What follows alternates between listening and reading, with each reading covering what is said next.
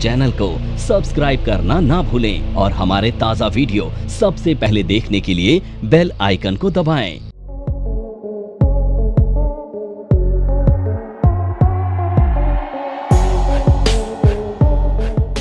तो मैं हमेशा इंडिकेटर पढ़ाने के लिए ना, जब इंडिकेटर पढ़ाता हूँ ना, तो एक सवाल सबसे पूछता हूँ, आपसे भी पूछूंगा। मेरा सवाल ये है कि आपके बेस्ट फ्रेंड कितने हैं? 1, 2 या 50? 1 या 2, है ना? क्योंकि बेस्ट फ्रेंड 1 या 2 ही हो सकते हैं, ज़्यादा हुआ 3 हो सकते हैं, 50 तो किसी के नहीं हो सकते ना। अब मेरा दूसरा सवाल कि अगर आप 50 लोगों को एक समय पे एक चीज़ के लिए पूछो कि आपका फेवरेट कलर कौन सा है, तो सभी लोग 50 के 50 एक ही आंसर तो नहीं देंगे, हर किसी का अलग होगा। अब सोच के देखो कि जो 50 इंडिकेटर हैं, अगर इनसे आप पूछोगे मार्केट बुलिश है या बेयरिश है, तो क्या ये सभी लोग 50 के 50 ये बोलेंगे बुलिश है? जैसे लोगों की राय अलग होती है, ऐसे इंडिकेटर भी अलग अलग राय देते हैं। तो 50 के 50 इंडिकेटर सीखने के बाद क्या आप उनको सेम टाइम पे अप्लाई कर पाओगे? नहीं। तो इसलिए आपको ना सेलेक्टिव होना पड़ता है, ठीक है? तो मैं आपको केवल और केवल 4 इंडिकेटर सिखाने वाला हूँ, उनको मास्टर कर लिया तो लाइफ बदल जाएगी।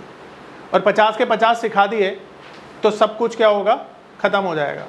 पैसा भी नहीं बनेगा, कन्फ्यूजन होगी, हर चीज़ होगी जो बुरी वाली होगी, अच्छी कोई चीज़ नहीं होगी। तो हम क्या करेंगे? 4 इंडिकेटर सीखेंगे, उसको ही मास्टर करेंगे, ठीक है? पहले तो मैं बताता हूँ इंडिकेटर्स क्या होते हैं, ठीक है?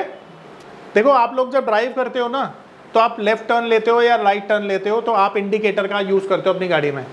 वो इंडिकेटर ये बताता है कि जो आपके पीछे वाली गाड़ी है उसको पता चलता है कि आप कहाँ टर्न लेने वाले हो, यानी उसे दिशा दिखाने का काम आप करते हो। तो इंडिकेटर जब गाड़ी में हम यूज़ करते हैं तो हमें डायरेक्शन का पता चलता है, जो हम हमारे पीछे वाले बंदे को हेल्प करने के लिए करते हैं ताकि एक्सीडेंट ना हो जाए। ठीक उसी तरह से जब मार्केट के डायरेक्शन का आपको पता करना होता है तो आप भी इंडिकेटर की मदद लेते हैं। तो इंडिकेटर्स क्या होते हैं? जो मार्केट डायरेक्शन को बताने में आपकी हेल्प करते हैं कि मार्केट कहाँ जाने वाली है, अप साइड या डाउन साइड। अब इंडिकेटर 2 तरह के होते हैं। पहला होता है लीडिंग इंडिकेटर। अब ये लीडिंग इंडिकेटर ना ऐसे इंडिकेटर होते हैं जो आपको मार्केट में क्या होने वाला है ये पहले से बता देते हैं, ठीक है? एग्जाम्पल के तौर पर बोलिंगर बैंड। लैगिंग इंडिकेटर दूसरे इंडिकेटर होते हैं, और ये इंडिकेटर वो होते हैं जो मार्केट में चीज़ें होने के बाद आपको बताते हैं, ठीक है? ज़्यादातर इंडिकेटर लैगिंग ही है। आ रहा है समझ में? अब मैं आपको बताने वाला हूँ पहले इंडिकेटर को, और इसका नाम है एक्सपोनेंशियल मूविंग एवरेज, EMA। ये पहला इंडिकेटर है, इसे कहते हैं EMA, ठीक है? अब इसे सबसे पहले हम समझते हैं ये होता क्या है, बेसिक क्या होता है ये। तो आप लोगों ने बचपन में सीखा है ना, एवरेज कैसे निकाला जाता है? एवरेज सबको पता है कैसे निकाला जाता है। तो ये ना एक्चुअली में एवरेज क्लोजिंग प्राइस होता है, किसका? जिस भी शेयर पे या जिस भी इंडेक्स पे हम इसे अप्लाई कर रहे हैं। तो ये क्या है? Average closing price. अब जितने दिन का हम प्राइस देखना चाहते हैं, सिंपल सा तरीका अपनाएंगे और इसको निकाल लेंगे, ठीक है? पहले कंसेप्ट समझा रहा हूं, फिर उसके बाद समझाऊंगा ये काम कैसे करता है। तो यहां पे मान लेते हैं एक शेयर है जिसका प्राइस है, क्लोजिंग प्राइस 102 रुपए डे 1 का। डे 2 पर ये क्लोज हुआ, डे 3 पर ये क्लोज हुआ अगेन सेम प्राइस पे, डे 4 पर ये क्लोज हुआ, और डे 5 पर इसकी जो क्लोजिंग हुई वो हुई।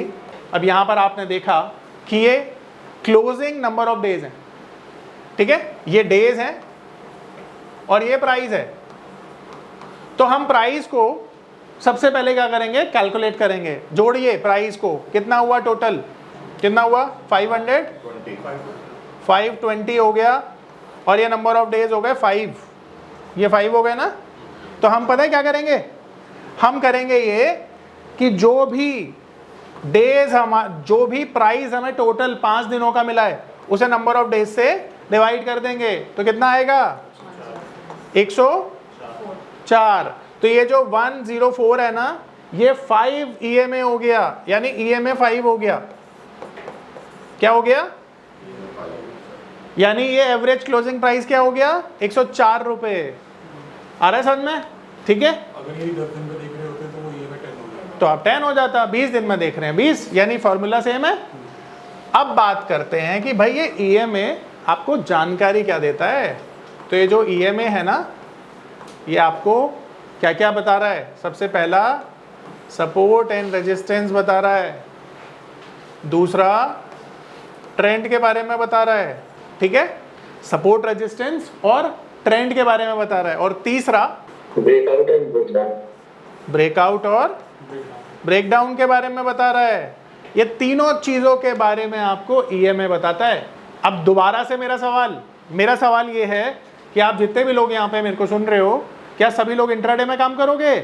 सवाल है नहीं, कई लोग तो पोजिशनल भी करेंगे। तो ईएमए का यूज हम कैसे करें ये अब बताता हूं मैं, ठीक है।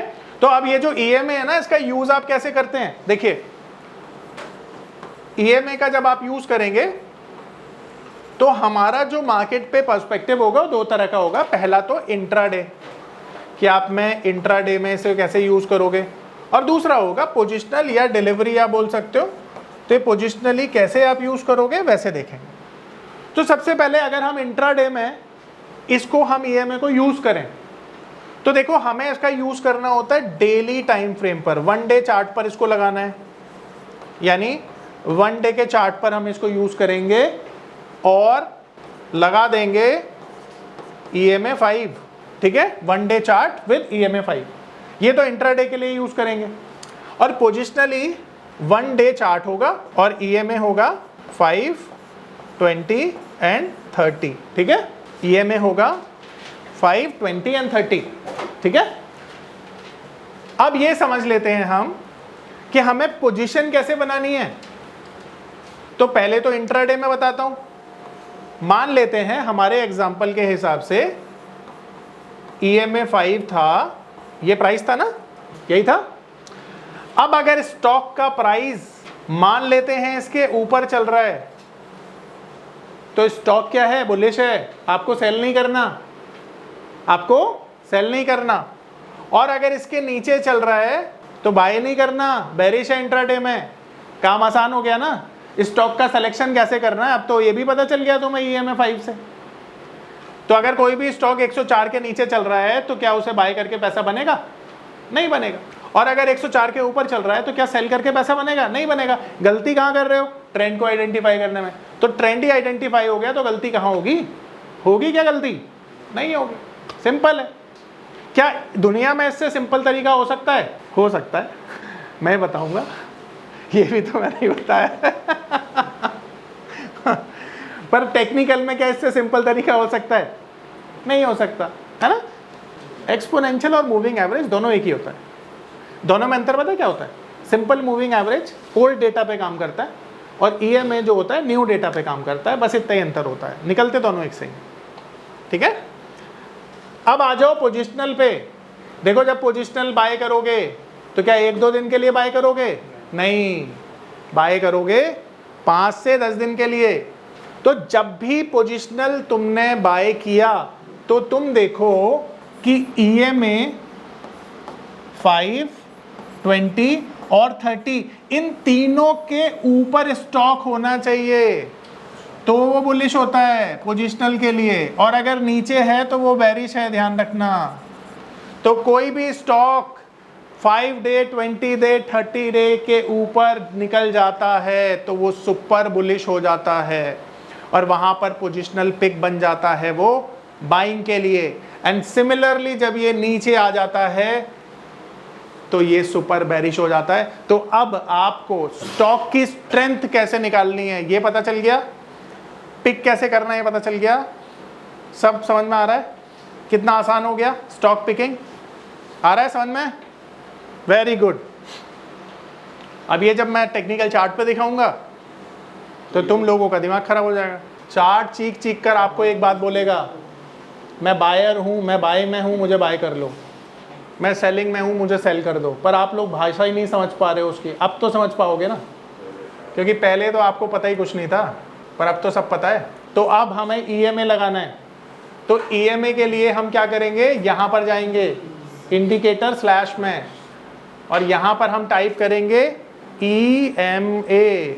इंडिकेटर पे गए तो हमें इंडिकेटर पे जाना है और ईएमए को टाइप करना है। अब हम एक इंडिकेटर यहाँ पर लगा देंगे। अब देखिए ये इंडिकेटर लग गया है ईएमए 9। अब 9 को मॉडिफाई करके 5 करेंगे, क्योंकि हमारे हिसाब से तो 5 होना चाहिए।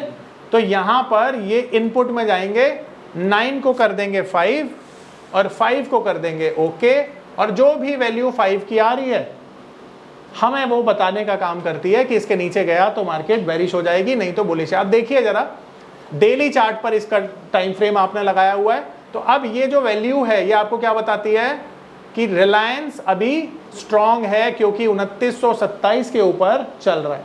तो यहाँ पे आप रिलायंस को सेल नहीं कर सकते अगर आप देखेंगे, क्योंकि रिलायंस अभी बुलिश है। ठीक है, अच्छा एक और चीज, ये आपका सेटअप बन गया है, सिर्फ इस सेटअप को लगाना है और चीजें आपको अपने आप बताएंगी। अब यहाँ पे सिर्फ मैं स्टॉक का नाम डालूंगा और मुझे पता चलेगा कि मुझे बाय करना है या सेल करना है इंट्राडे के लिए। तो अब मैं यहाँ पे निफ्टी डालता हूँ, तो अगर मैंने निफ्टी डाला तो निफ्टी मुझे क्या बोल रही है देखते हैं एक बारी। तो भाई निफ्टी बोल रही है कि मैं बुलिश हूँ। क्यों बुलिश हूँ, रीजन आपके सामने। अब ये देखो, ये वैल्यू दिख रही है ना सबको, जब तक इसके नीचे मार्केट नहीं जाएगा इंट्राडे में ये बेरिश नहीं होगा। रनिंग मार्केट में देखना है इसको, मार्केट में जैसे अब मान के चलो कि बेरिश हुआ, अब अगर हम पीछे बैक टेस्ट नहीं करना, करंट कैंडल। देखो एक चीज समझ लो, क्योंकि इसकी वैल्यू रोज चेंज होगी, तो आपको केवल ये करंट मार्केट पे करंट कैंडल पे देखना होता है, बैक टेस्ट नहीं कर सकते इसको। ये पीछे जो है ये रोज वैल्यू चेंज हो रही है, ठीक है। क्रिप्टो में लगा के दिखाओ इसको। क्या कह रहा है, कोई में लगा के दिखाना। अच्छा सब दिखाऊंगा, रुक जा, अभी पहले समझ रहे हो, सबको समझ में आ रहा है। अब जैसे मैं तुम्हें एक चीज दिखाता हूं यहाँ पे, अभी ये तो बहुत दूर दूर नजर आ रही है ना तुम्हें, नजदीक वाला मामला दिखाता हूं तब अच्छे समझ में आएगा। ये देखो अब समझ में आएगा, ये देख इधर देखो, बोल्ड कर दूं, कर देता हूं, ये समझ में आ रहा है। ये देखो टीसीएस ने, अब यहां पर सब लोग देखो कि जैसे ही करंट कैंडल ने ईएमए 5 को ब्रेक किया ये और बेरिश हो गया। तो इंट्राडे में अगर आप यहां पर पोजीशन बनाना चाहते हो तो जैसे इसके नीचे जाए एक आध मिनट सस्टेन करने लगे आप सेल कर दो, और वाइस वर्सा अगर इसके ऊपर जाए एक आध मिनट सस्टेन करे बाय कर लो।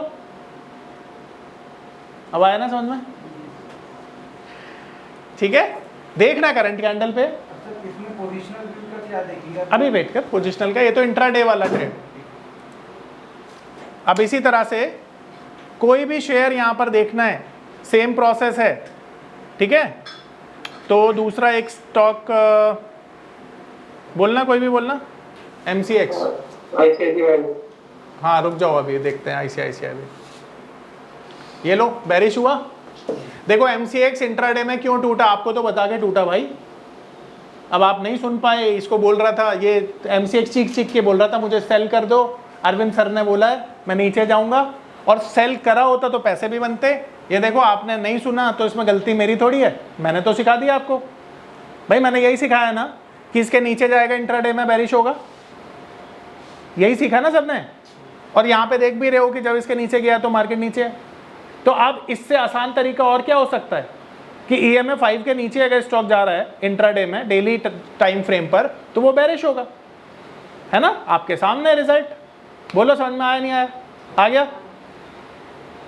और बताओ और कोई स्टॉक,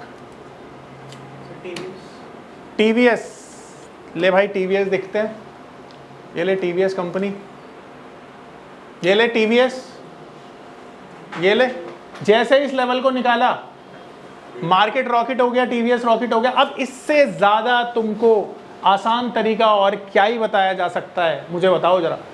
हो सकता है कुछ, हो सकता है कुछ, हाँ हो सकता है, वो भी मैं ही बताऊंगा, बट टेक्निकली टेक्निकली कितना सिंपल तरीका मैंने आपको समझाया है और रिजल्ट दिखाया। बोलो कॉन्फिडेंस आ रहा है, आ रहा है कॉन्फिडेंस। तो इंट्राडे में इस तरह से काम करना है, ठीक है। हाँ नायका देखते हैं, ये देखो नायका चीख चीख के बोल रहा है मैं नीचे जाने वाला हूँ, मुझे सेल कर दो। इंट्राडे में सेल किया होता पैसा बन गया होता, हाँ शॉर्ट सेल, देखो नहीं किया इसलिए लॉस में।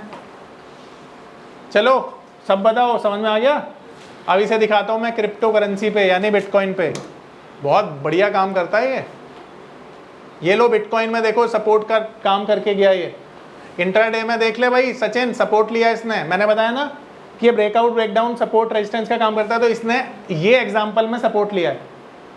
अब यहाँ से सपोर्ट लेके ये ऊपर चला गया, तो अगर बिटकॉइन इसके नीचे चला गया तो बेरिश हो जाएगा। यही पढ़ाया, यही समझाया, यही दिखाया। आ रही बात समझ में? परफेक्ट। तो इंट्राडे में कैसे काम करना है सबको समझ में आ गया। अब पोजिशनल बता रहा हूँ। तो पोजिशनल में मुझे 2 EMA और डालनी पड़ेगी, 20 और 30। तो दोबारा से मैं यहाँ पर जाऊँगा और मैं EMA टाइप करूँगा, EMA, और मैं 2 बार इसे सेलेक्ट कर लूँगा क्योंकि मेरे को 20 और 30 भी लगाना है। तो अब मेरे को क्या करना है, मैं इनपुट में जाऊँगा, 20 कर दूँगा इसको। अच्छा 20 कर दूँगा तो मुझे कलर भी चेंज करना पड़ेगा, तो मैं स्टाइल में जाकर कलर भी चेंज कर दूँगा। कलर कर देते हैं उसका, ब्लैक कर देता हूँ, और ये हो गया EMA 20। अब दोबारा से मैं जाऊँगा, फॉर्मेट करूँगा और इनपुट में जाऊँगा, इसे 30 कर दूँगा मैं, और 30 करने पर 30 कर दिया, और फिर मैं स्टाइल में जाऊँगा और इसका जो कलर है मैं कर दूँगा रेड। तो ये 3 कलर हो गए। अब दोबारा से करना पड़ेगा। अब यहाँ पर देखो ज़रा, बिटकॉइन बुलिश है क्योंकि तीनों के ऊपर है।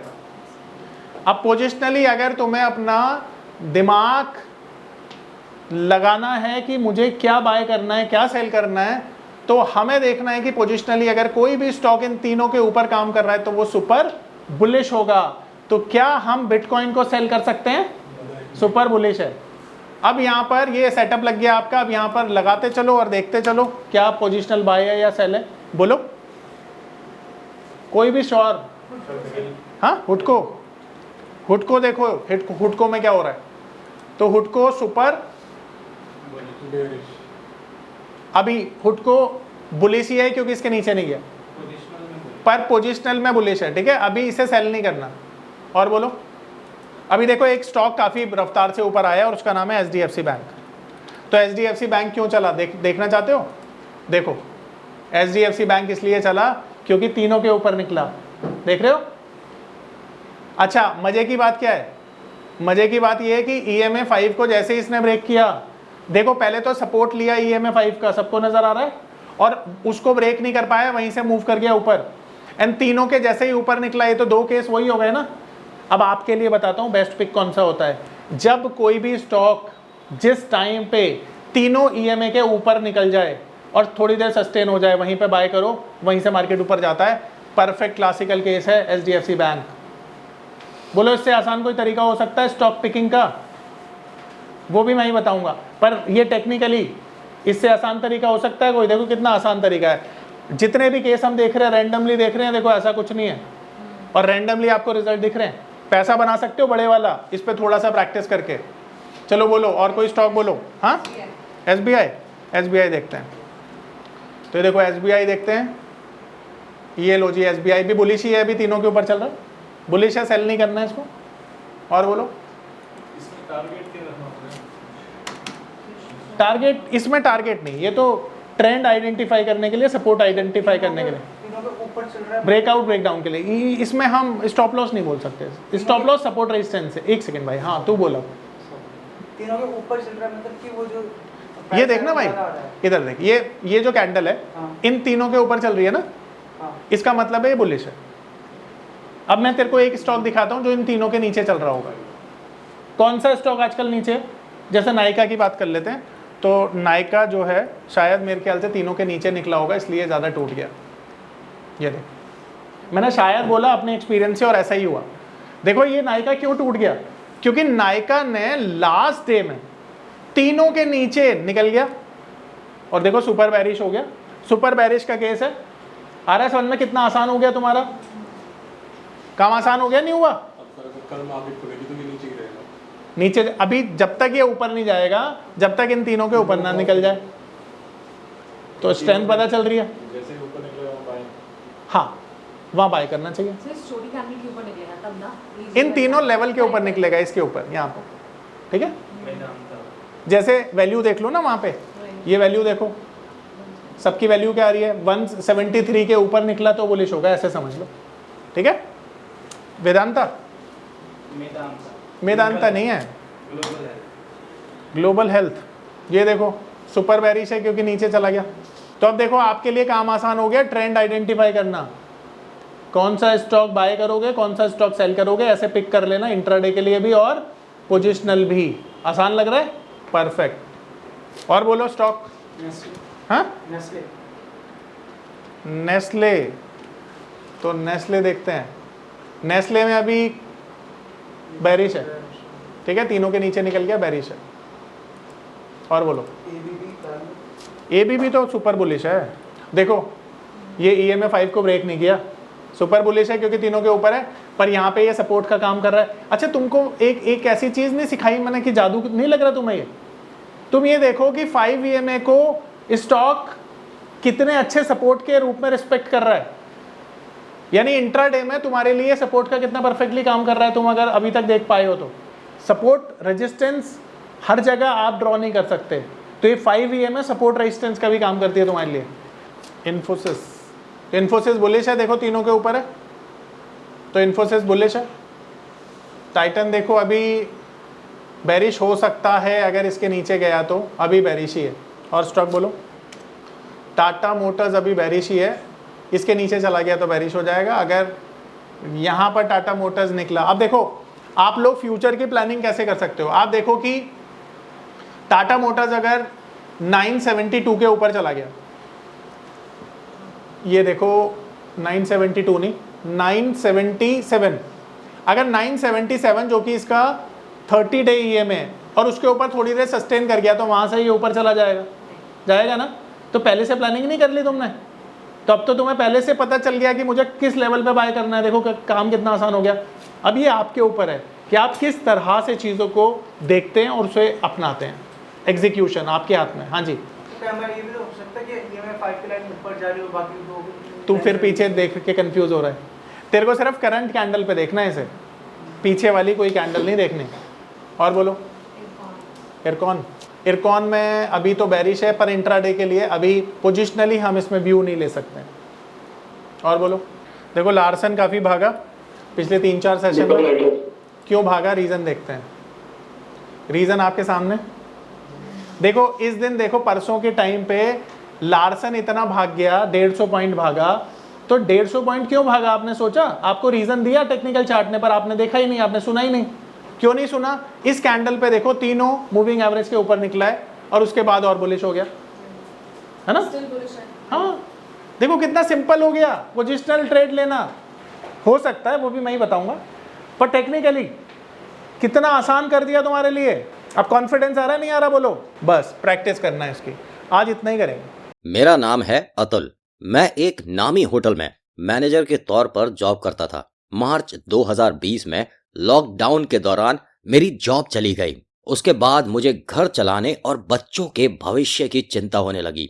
फिर मैंने शेयर मार्केट के फील्ड में ऑनलाइन कुछ करने का प्लान किया, लेकिन मुझे शेयर मार्केट का ABCD भी नहीं आता था। फिर मैं एक ऐसे प्लेटफॉर्म को खोजने लगा जो मुझे घर बैठे सही और सरल भाषा में शेयर मार्केट में ट्रेडिंग करना सिखा सके। तभी मुझे मिला NIFM का online education platform www.onlinenifm.com। NIFM के ऑनलाइन एजुकेशन प्लेटफॉर्म पर बहुत से ऐसे कोर्स थे जिनसे मैं अपने स्टॉक मार्केट में इन्वेस्टमेंट और ट्रेडिंग के सपनों को पूरा कर सकता था, जैसे कि stock market trading beginners course, NIFM certified smart investor course, advance level smart investor course, technical analysis course, fundamental analysis course, options trading strategies, research analyst certificate course, diploma in financial market course और ना जाने ऐसे बहुत से course उपलब्ध है।